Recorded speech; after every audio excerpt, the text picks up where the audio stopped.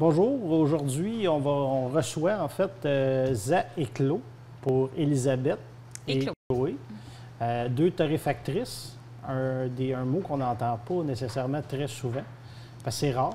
Je pense que vous pouvez nous le dire, vous n'êtes pas beaucoup à torréfier du café. Ça commence de plus en plus, il y a vous, il y en a d'autres, c'est sûr et certain. Dans le fond, aujourd'hui, on vous reçoit parce que vous êtes nouvelle. Nouvelle, oui et non, c'est pas vrai. Vous êtes dans le monde du café, surtout, Elisabeth, toi, tu es un peu comme Obélix. Tu as tombé là-dedans quand tu étais jeune. Oui, c'est ça, exactement, du café. Puis, Chloé, tu as travaillé un bon bout de temps. Là, oui, j'ai été recrutée par la belle famille Kelly comme représentante, puis ils m'ont montré tout de A à Z. C'est bon. Fait que c'est comme ça, c'est là que vous êtes connus. Puis, dans le fond, vous avez développé là, des affinités, puis vous avez commencé à travailler ensemble pour qu'est-ce qui est de la torréfaction. Oui, café de spécialité. Café de spécialité. Parlez-nous un petit peu de comment c'est né ce projet-là, pourquoi vous avez décidé d'aller torréfier vos propres cafés. Bien, c'est un projet qui est parti de moi et Élie dans le sens que je me démarquais beaucoup, puis je voyais ce que les gens aimaient beaucoup, la marque privée dans la compagnie pour qui je travaillais, puis qui aimaient beaucoup s'affilier à quelque chose. Nous, on était une compagnie qui était plus au détail. J'ai commencé à faire beaucoup de marques privées, puis à un moment donné, je me suis dit, mais pourquoi qu'on pourrait pas développer quelque chose pour que les gens...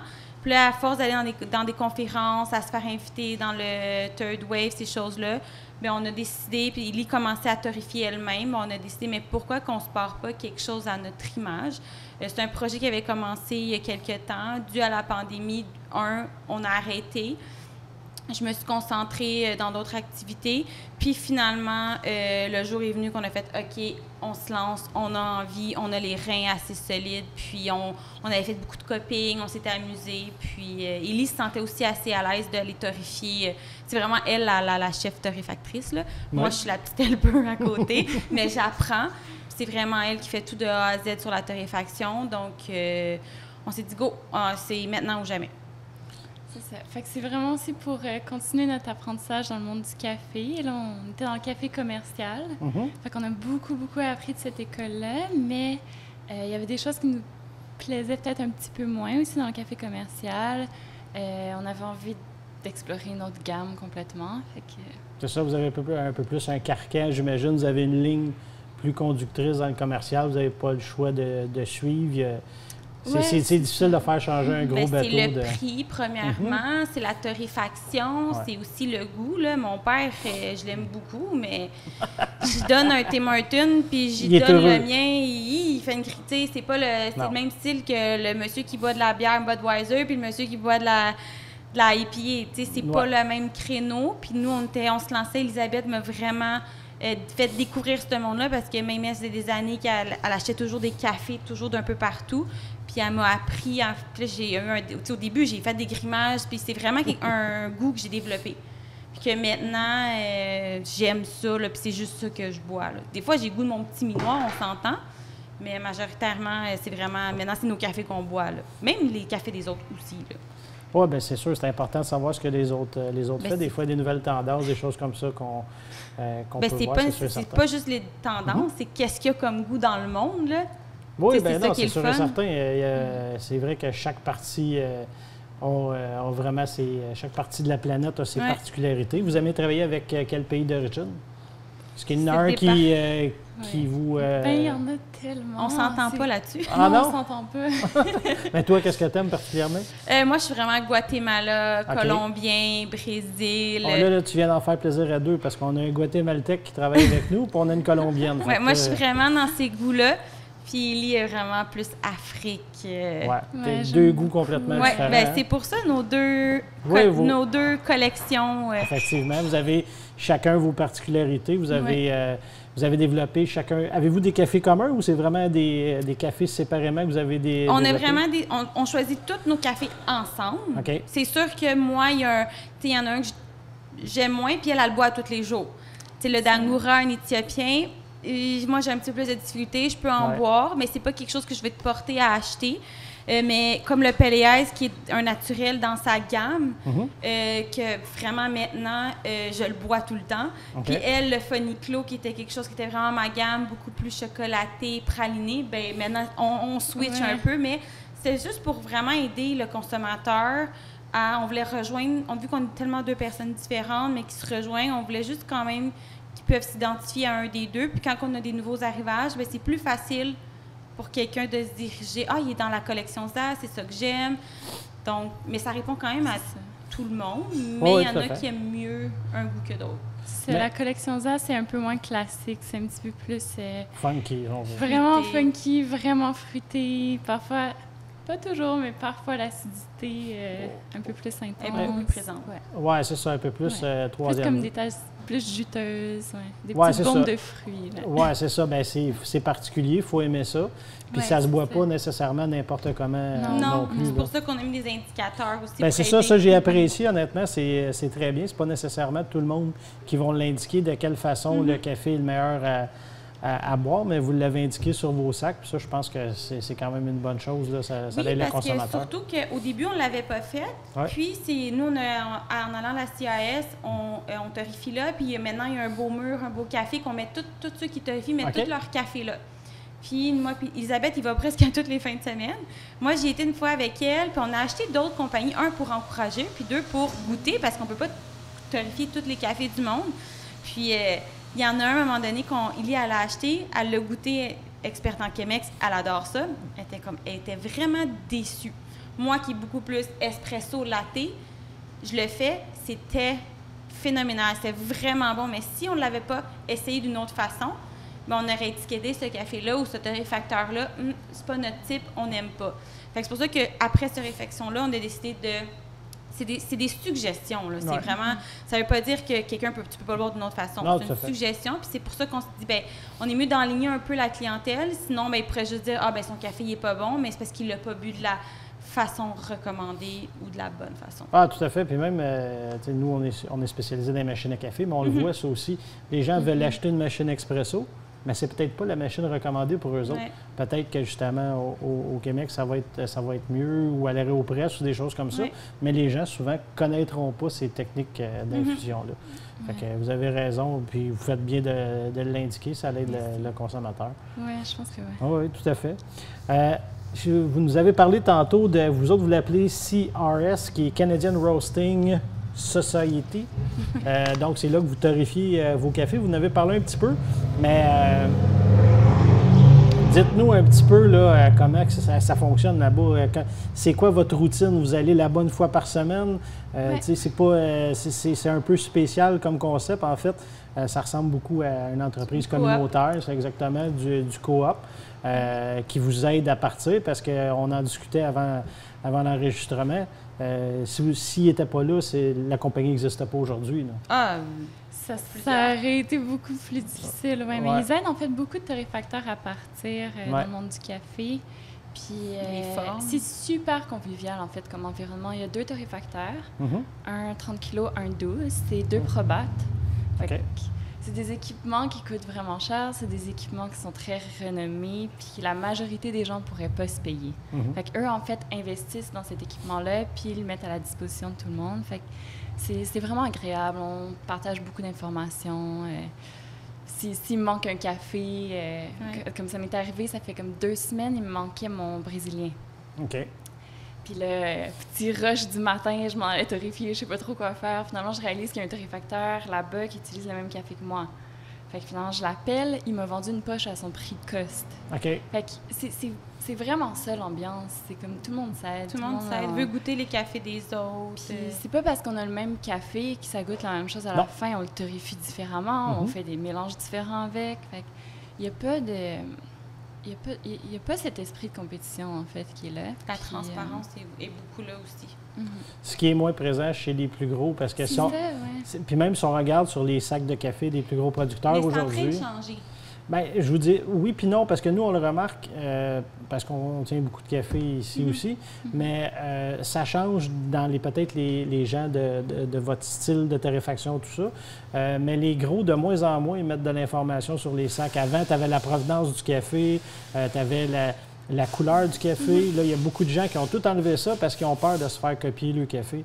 Mais je pense que c'est une erreur. Comme vous venez de dire, c'est pas parce que tu utilises les mêmes sortes de café que le café va goûter la même chose. De toute façon, pour être honnête, là, la plupart des bons torréfacteurs vont être capables de copier le café des autres. Oui, même moi, anciennement, j'allais voir un prospect, puis je disais, je peux matcher ton café. Puis sincèrement, c'est déjà arrivé à quelques reprises.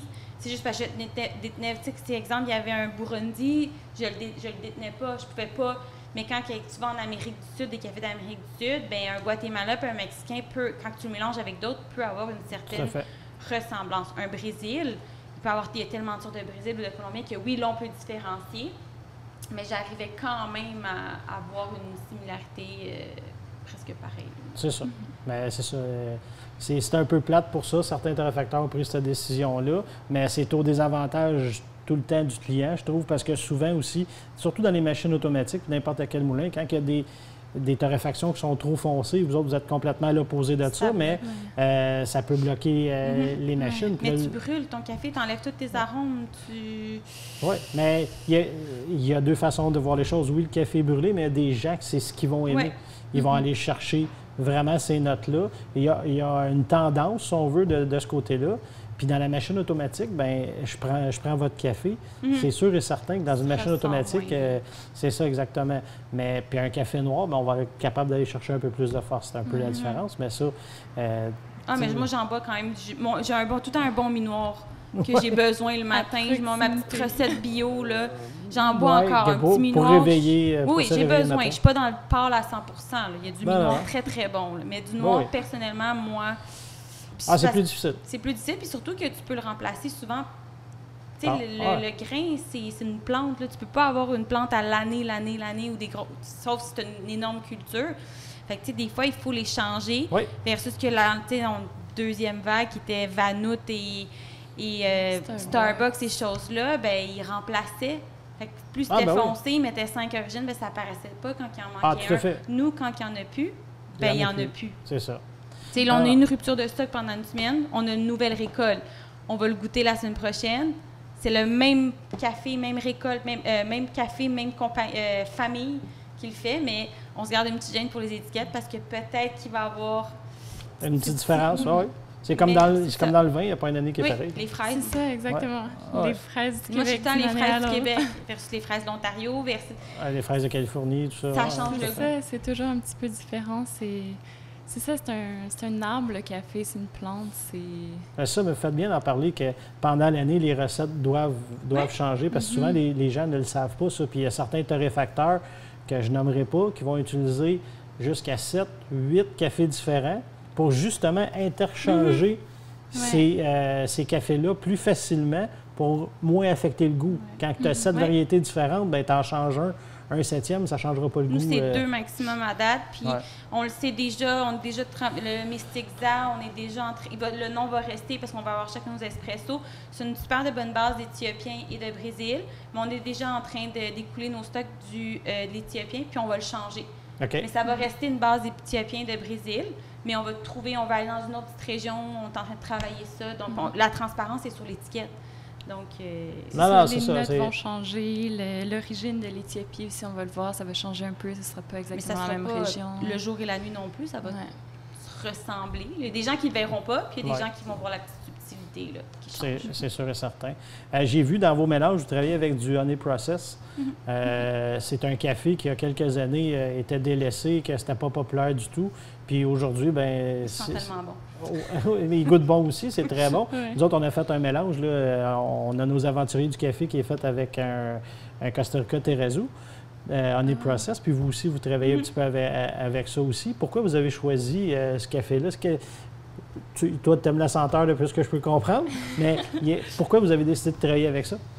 C'est un peu différent parce que c'est un Brésil, en fait. Puis les Brésils, il y en a du Brésil lavé, mais il y en a vraiment peu. Fait que Honey Process, en fait, ça rentre un peu dans toute la gamme des naturels. C'est au goût aussi. On a essayé. On n'a pas choisi ça arrive qu'on choisit plus le procédé qu'un café. Parce que du lavé au naturel, ça change extrêmement le goût. Dans le cas du Brésil, c'est plus qu'on a essayé plein de Brésil, puis c'était lui qu'on a aimé. Fait que ça a comme tombé comme ça. Là. C'était pas voulu, c'est plus... Pas nécessairement pas pour celui-là. Le PLAS, par contre, lui, c'est un naturel aussi. OK. Lui, le procédé fait une immense différence. Là. On est dans des notes tellement explosives, la fraise, la crème... La crème chantilly. Mais puis, notre nouvel arrivage, la famille Rodrigo, ils nous ont envoyé le même café naturel et lavé. Puis c'est naturel, all the way. On reste avec lui. Puis de cette tension, on s'est fait envoyer beaucoup de naturel. Puis vu qu'on est en démarrage, on allait l'éliminer. Parce que c'est un café très dispendieux. Oui, effectivement. Puis on n'avait pas de notoriété en Zine-Clos. Les gens ne nous achetaient pas. Les propriétaires disaient c'est le meilleur café qu'ils ont bu. Mais le consommateur qui ne l'a pas acheté ne voulait pas l'acheter parce qu'il était trop cher. Mais il n'était pas trop cher. On respectait nos petites marges de profit, puis on faisait nos choses. Puis finalement, depuis 2 mois, il a décollé. Puis là, on est comme, OK, puis on est arrivé juste à temps pour le recommander. Il y a juste 25 poches dans le monde là, par année. Ah, c'est ça, vous travaillez avec vraiment des cafés vraiment d'exception. Là. Oui. Vous ne faites pas juste le dire. Mais il y a le Las Rosas qui est un petit peu plus gros, mais c'était vraiment le goût, la coop de femmes. T'sais. On y va autant pour le goût, mais on y va aussi pour qu'est-ce qu'il y a en arrière de ça. Oui, c'est ça. Vous me parliez un petit peu, vous êtes en train de travailler sur autre chose. Puis aussi, j'ai lu, vous avez eu un super bel article dans le journal Le Métro. Oui. Puis justement, vous parliez que le fait d'être 2 femmes, c'est quelque chose avec lequel vous vouliez travailler puis mettre de l'avant. Vous avez parlé de la coop. Le Las Rosas, oui, la coop de femmes qui nous a vraiment attirés par le projet puis par le goût, sincèrement. Puis nous, on était quand même un peu ignorantes dans le sens qu'on était vraiment par les goûts. Puis au début, Elisabeth puis moi, on était comme dans quel créneau, quelle gamme de prix. Puis j'ai dit non, on fait ce que nous, on a envie, notre goût. Puis on vend. On pourrait vendre plus cher si on voudrait, puis ça ne nous intéresse pas. On voulait être comme, c'est nous, c'est notre compagnie, c'est nos trucs. Mais on veut aller avec d'autres coops de femmes. Il y en a une qui nous a glissé des mains, malheureusement, le Rwanda. Okay. Il nous a glissé des mains pour X raisons, mais on lâche pas. Là. On veut vraiment trouver, ça va aller l'année prochaine, malheureusement, il y a eu un problème d'inventaire. Mais on veut vraiment trouver des projets avec des femmes ou qu'il y a une histoire en arrière de ça, d'aider un pays, d'aider un village, puis que l'argent est directement à eux. Ils travaillent tellement fort. Effectivement, c'est pas... C'est ça qu'on veut faire. C'est pas facile comme métier, là, les fermes pour le café. C'est comme n'importe quelle ferme. On le fait tout pas. Non, mais c'est ça. Nous autres, même ici, c'est même plus nous autres qui est majoritairement dans les champs. C'est des travailleurs étrangers. On veut même pas le faire. Fait que, puis c'est pas parce que c'est du café que c'est plus facile. C'est sûr et certain. Donc, vous parlez de votre style de torréfaction. Là, vous autres, vous êtes vraiment là, dans des cafés là, qui vont être plus pâles. Torréfaction, est-ce que vous faites c'est brun, blond? Je torréfie pas de blond. OK. Non. C'est brun, puis dépendamment des cafés, on s'ajuste. OK. Pour la gamme à Chloé, parfois, on développe un petit peu plus. OK. Pour ma gamme, ça se peut que ce soit un peu plus pâle, mais encore là, ça dépend tellement des cafés. Mais pourquoi vous n'allez pas dans le blond? Y a-t-il une raison particulière? Vous aimez pas ça ou... Moi, je m'assume pas. Là. Ouais, moi non plus. En fait, je vois pas beaucoup de gens qui torréfient blond. Bien, il y en a de plus en plus. Nous autres, il y a quelques années, on avait fait, pas quelques années, 2 ans à peu près, on avait sorti un café blond. On était peut-être trop vite. On l'avait appelé le 3e vague, ce café-là. Ça n'avait pas fonctionné. On a arrêté la production. Mais je vous dirais que présentement, il y a vraiment plusieurs, pour ne pas les nommer, Faro, là, il y en a quelques-uns. Moi, j'en tiens 3 ici. Là. C'est pas sûr pour les moulins maison? Oui, ça c'est officiel. Les gens, ça c'est une précaution qu'il faut leur dire d'apprendre. C'est sûr et certain que ça mange les moulins. Là. Autant au niveau des meules qu'au niveau des moteurs, c'est pas bon. C'est à prendre à l'occasion. C'est pas un café à prendre à tous les jours parce qu'effectivement, puis dans une machine automatique, on oublie ça. C'est sûr que ça sera pas bon. Là. Moi, j'appelle ça de l'acide à batterie. C'est pas bon. C'est juste pour voir en Chemex ou en V60 que tu peux faire moudre chez le café, dans le fond. Tout à fait. Il est bien équipé avec un AK-43. Oui, bien, si je peux faire une suggestion aux gens qui aiment les torréfactions blondes, laissez les gens qui vendent le café endommager le moulin. Oui, puis, c'est ça. Mais faites le mood. Vraiment, j'avoue que je vais être honnête, là, mais je suis pas sûre de l'appellation. Quand est-ce que c'est considéré blond? Quand est-ce que c'est considéré brun? Puis même dans le mi-noir, il n'y a plus ces appellations-là dans le café de spécialité. Il y en a qui vont parler de café blanc, mais pour moi, un café blanc, c'est un café qui n'est pas assez torréfié. Pas très développé. Ouais. Puis c'est correct. Moi, je torréfie super pâle certains cafés, mais ouais, je sais pas si ça me tente de torréfier plus pâle que ça. Mais je me demande aussi dans l'utilisation que les compagnies font de la torréfaction blonde. Est-ce que c'est vraiment plus pâle que moi, finalement? Qu'est-ce qu'ils font? C'est peut-être juste l'appellation, mais... J'ai l'impression qu'il y a ça c'est vrai que c'est de plus en plus difficile de mettre une couleur à un café parce que, par exemple, avant, on pouvait l'appeler mi-noir. Puis là, des fois, tu vas ouvrir le sac, tu vas dire « Oh boy, c'est marqué mi-noir, mais on se rapproche plus d'un noir. On va se rapprocher plus d'un brun. » Fait que les couleurs, les gens commencent à travailler un peu moins avec ça. Ils vont y aller plus avec des notes de dégustation, des choses comme ça. Mettons, quand tu torréfies puis qu'il lime, tu vas entendre ton first crack. Des fois, ça prend tellement de temps, comme le Las Rosas, puis il prend plus de temps que puis il switch d'une shot, puis il vient plus foncé. Ça prend plus de temps à faire, ouais, c'est ça. À faire avant qu'il aille chercher. Puis d'autres que tu vas entendre le first crack, il va sortir. Des fois, c'est juste comment que le grain, lui, réagit avec la chaleur que je n'ai pas torréfié longtemps, puis il est sorti foncé. Ou surtout quand tu fais tes échantillons. Ton échantillon, des fois, c'est plus long. Puis c'est ta première torréfaction de la journée. Ça va dépendre aussi, là, la couleur, comment ça va sortir. Là. Effectivement. Mais vous parlez du first crack, puis moi, j'appelle ça comme du popcorn, là. C'est que le grain est plate. Peut-être vous en parler un petit peu. Des fois, les gens, ils ne savent même pas que le procédé de torréfaction. Peut-être, Élisabeth, vu que tu es la torréfactrice en chef, si on peut dire. En fait, on met notre café dans le torréfacteur. Nous, on torréfie tout avec Cropster, qui est un logiciel de torréfaction qui nous permet de vraiment mesurer en fait, tout ce qui se passe dans le torréfacteur. Fait que la température du grain, l'air, le gaz, etc. Fait que les 3 premières minutes, je dirais qu'il n'y a pas grand-chose qui se passe. Là, on met le café puis on attend. Puis après, on descend notre gaz graduellement au fur et à mesure que le café devient de plus en plus torréfié. Ouais. Puis jusqu'à un certain point où là, il y a le first crack. Fait que le café commence à craquer, donc à se développer. Puis c'est là qu'on développe vraiment les arômes. Fait qu'à partir du first crack, on rentre dans le développement. Fait que là, je peux développer mon café à 15 %, ce qui est vraiment pas beaucoup, à 20 %. Moi, j'essaie toujours de torréfier d'avoir au moins un 20 % de développement, puis on peut se rendre jusqu'à 30 %. Puis après, si on continue, dans un clos, on fait pas ça, là, on torréfie pas jusqu'au 2e crack, mais dans les compagnies commerciales, pour des torréfactions minoires, là, on se rend au 2e crack. C'est ça. Fait qu'au 2e crack, c'est pas nécessairement les arômes du café qu'on développe, ça devient vraiment des notes qui sont reliées à l'action de torréfier. Fait que c'est comme mettre du pain dans un toaster. OK, j'aime la comparaison. C'est ça. Fait que si on prend juste le pain puis on le mange pas grillé, bien on va goûter le blé, on va goûter si on rajoutait des noix. Si on le grille un petit peu dans le toaster, bien là, on goûte un petit peu le toasté, l'action de griller. Puis si on l'oublie dans le toaster, ben on goûte plus grand-chose. J'aime vraiment la comparaison avec une tranche de pain. Là. Je pense que je vais me la garder, je vais te la voler. Encore là, c'est une plante, le pain. Des fois, moi, ce que je trouve que j'ai peur dans le blond, c'est qu'on a fait des tests dans chaque café qu'on a choisi, qu'on a copié. Après, on a fait des tests de torréfaction. Puis de comment, des fois, le rajouter, je vais rajouter un petit peu plus de temps, surtout dans nos premières torréfactions qu'on a faites. Puis souvent, quand tu restes dans le trop pâle, dans le blond, bien, tu gardes le côté herbal. Puis nous, c'était quelque chose qu'on n'aimait pas tant. Ouais. Le Dangura, on a eu de la difficulté au début, puis on a ajusté pour enlever ce petit goût-là herbal. Puis lui, il y a plus de spécifications. Fait qu'on a été jouer avec plus de chaleur pour trouver le goût exactement qu'on voulait. Puis moi, c'est un goût que... Il y en a qui aiment ça, le herbal. Moi, c'est pas ma tasse de thé. Oui, c'est ça.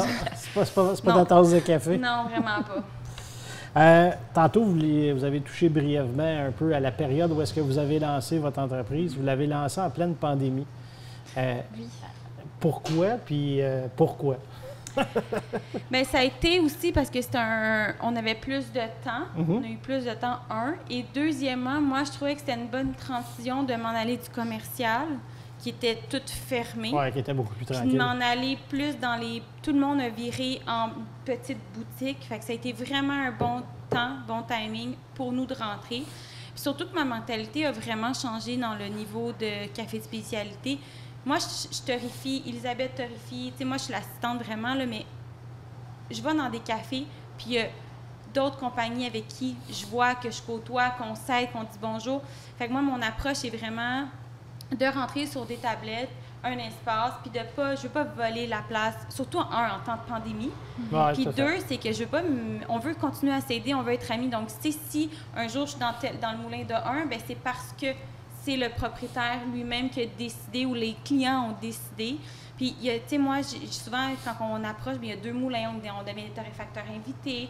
Donc, je trouvais qu'en pandémie, c'était une bonne façon de, même si ça pousse, là, comme des petits pissenlits, puis on fait partie des pissenlits, mais ça pousse, puis c'est une façon que je trouvais que c'était un bon timing de rentrer dans le merveilleux monde de café de spécialité, là. On avait le temps de développer, puis les cafés sont beaucoup moins achalandés aussi. Oui, en plus. C'était un bon temps pour aller faire me présenter, rencontrer, puis il y avait personne n'avait de café sur les tablettes, là, à part leur petit. Là, c'est rendu que c'est des murs, puis on se fait connaître, puis c'est intéressant, là. J'aimerais que ça aille plus vite, mais tranquillement, mais sûrement. Fait que là, on fait des partenariats vraiment intéressants, puis les gens sont là, on leur promet rien, les gens, ils nous achètent parce qu'ils aiment le goût de notre café, puis ils aiment notre petite histoire des 2 filles, là. Non, mais tout à fait. Puis c'est justement, c'était ma prochaine question. En étant deux femmes qui torréfactrices, parce que, honnêtement, nous, ça fait quelques émissions qu'on tourne, mais des femmes dans le domaine, là, des baristas, il y en a. Mais en dehors de ça, je vais vous avouer qu'il n'y a pas beaucoup de gens. On cherchait, commence. Oui, ça commence. Mais en étant deux femmes, est-ce que ça vous a apporté des défis supplémentaires ou au contraire, ça vous a ouvert plus de portes ou vous n'avez pas vu de différence? Bien, ça ne l'a pas fermé. Je pense pas que ça ferme les portes du tout, surtout en café spécialité, en fait. Ouais. Moi, j'ai commencé à torréfier dans le café commercial. Ouais. Là, tu es dans une usine. Fait que dans une usine, c'est un petit peu différent, la dynamique. Oui, dans une shop. C'est ça, tu es dans une shop, puis souvent, c'est même pas volontaire. Le quotient intellectuel baisse, disons. Ah non, je veux vraiment pas dire ça. Je veux pas dire ça du tout, mais ce que je veux dire, c'est qu'il y a certains types de travail, en fait, qui sont plus dédiés à des femmes, puis d'autres plus à des hommes dans une shop, puis c'est juste une réalité, c'est ça qui se passe. Fait que on dirait que je me sentais comme si je traversais la frontière entre... c'est ça. Entre les deux, ouais. Fait que je me ramassais comme du côté de l'usine où il y avait soudainement plus de femmes. Puis tout le monde m'a vraiment aidée. Fait que... Mais côté spécialité... Côté spécialité, on est super encouragés. Le ND du CAS, il est vraiment content qu'on soit là. Ils font des trucs pour encourager les femmes dans le café parce que c'est peut-être un petit peu moins... Je sais pas pourquoi c'est moins accessible. J'ai signé des cafés aussi, des clients que... Bien, signé, c'est la vieille façon de penser. J'ai des gens qui ont décidé de nous acheter puis qui ont aimé nos cafés. J'ai réussi à attirer l'attention, parce qu'on s'entend qu'au début de pandémie, je me présentais pas dans les cafés, j'écrivais des courriels pour me présenter, puis même encore, puis ça l'a attiré un peu plus d'attention. Ah, femme torréfactrice, ah, OK, puis fait que là, ça nous a ouvert un peu de porte à ce niveau-là, mais côté à la torréfaction, on est traité comme tout le monde, égal. On a un peu de faveur, mais pas plus. C'est juste tout le monde est égaux, tout le monde se parle, tout le monde est... Mais c'est sûr qu'il y a une mise en avant qu'ils veulent nous mettre parce qu'on est des filles, mais là, il y en a une deuxième qui vient d'arriver. On veut s'aider, tu sais. Bien, tout à fait. C'est juste à votre avantage, je pense. Puis, c'est pas un désavantage. Non, bien, j'espère, en tout cas, parce que ça n'a pas raison d'être dans l'époque dans laquelle on est. Là. Mais, puis, tu sais, moi, on s'est rencontrés comme ça, je pense, par courriel. Tu nous as approchés par courriel, tu es venu ici, puis tu avais une super belle présence. J'ai trouvé ça intéressant, c'est pour ça que j'ai décidé de vous inviter.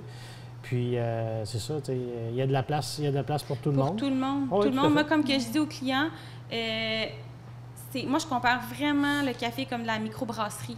Oui.